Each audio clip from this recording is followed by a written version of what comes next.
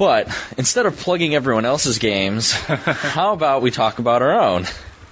Yay, shameless self-promotion. That's right, yeah. So, Brian, what's up with Ratchet and Clank Future?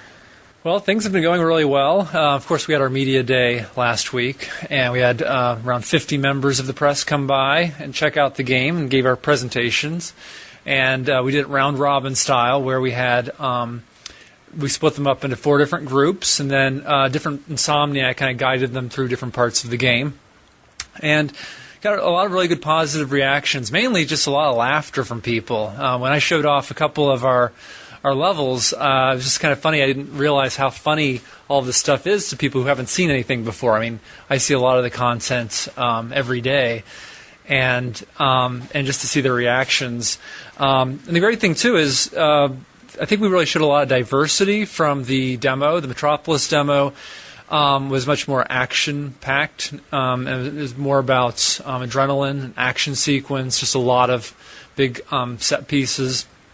But with this other stuff, we showed them a little bit of platforming, some free-roaming, open exploration areas, and then also a stealth-like challenge. And so, really, I think people were really surprised at what else the game had to offer and how much different stuff. Now, before people start wondering if we're making Metal Gear Ratchet, let me just say that, as you'll see with the media stories, this is stealth with a comedic twist. Exactly, yeah.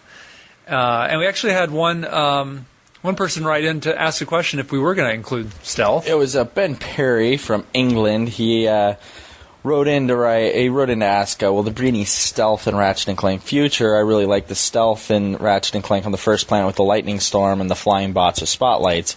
The Hologuise gadget was also great fun. We are indeed doing some of that stuff, and I think that more in line with probably from the first Ratchet, where you get to wear a disguise and fool certain enemies, and this time you will get to be a robotic pirate.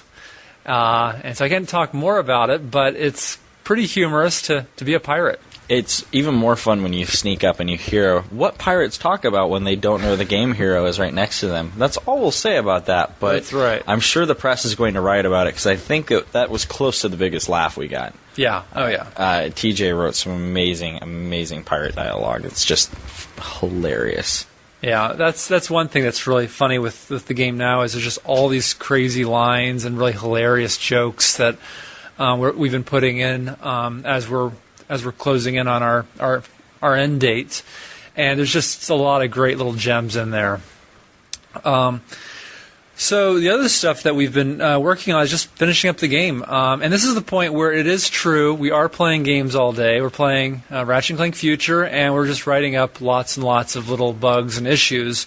And mainly the problems that we're seeing is just presentation stuff. We're fixing a lot of the little tiny glitches, going from a cutscene to gameplay, some weird transitions, and so that's stuff that always comes up at the end of the game.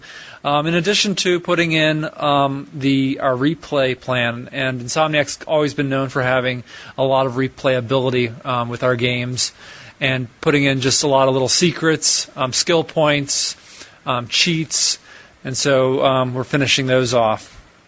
But it's really quite impressive to see how the game's coming together, and when you get the commentary, the music, and a lot of the little final touches, it feels like a great game. And so it's kind of surprising on some level, because for so long you've been working on it, and it's just a bunch of pieces, and some things are broken.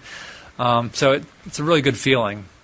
Well, one of the things that went in was James the Galactic Defender, as we're calling him, and we're not going to tell you exactly what he is in the game, but a lot of you keep asking what his role is, and the one question we get more than anything else is who's voice acting him, which is no one. But he is in the game, and you'll find out. The press got to see it, and you'll find out exactly what his role is with all of the Media Day stories that are hitting, so you should definitely be on the lookout for those. And I think Gamespot will be having a story that will also show some other gameplay that a lot of fans have been very anxious to see as well. I think they've been anxious to see it for about 2 years. Yeah, I think they were pretty excited.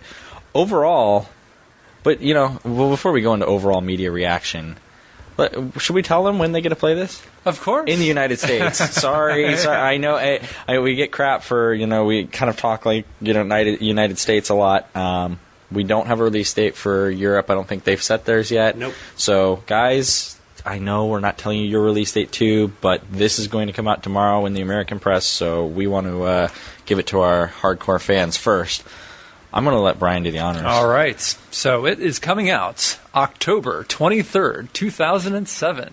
Ta-da! Expect to see it on store shelves. Isn't that fun? It's just over 11 months since Resistance hit, and we will have Ratchet and Clank Future Tools of Destruction on store shelves. Less than 11 months after Resistance, our second PlayStation 3 title. And it's a big game too. So I'm definitely excited. I think you guys have found the box art online, so you know what to go look for on the store shelves. It's Ratchet's ears, should be easy to spot. Yeah. And for those of you wondering about the pack front art and what we were thinking, that's exactly it. We want to make sure that it's easy for people to find. And when you have a bunch of other games this holiday season to look for, hopefully the one with the giant ears will be a good flag for you to track it down. And I have a pretty confident feeling that our game will look fairly unique on those shelves. Absolutely. So I guess last but not least, we had Media Day. It went extremely well from my perspective. I took off in the middle of it to go to New York for the Resistance tournament, which was kind of a downer. But what was kind of the reaction you guys saw? It seemed to me I talked to a lot of my friends right before I left, and everyone seemed to really be loving it. Adam Sessler was super excited. Chris Failer from Shack News really was like, oh my god, it's great.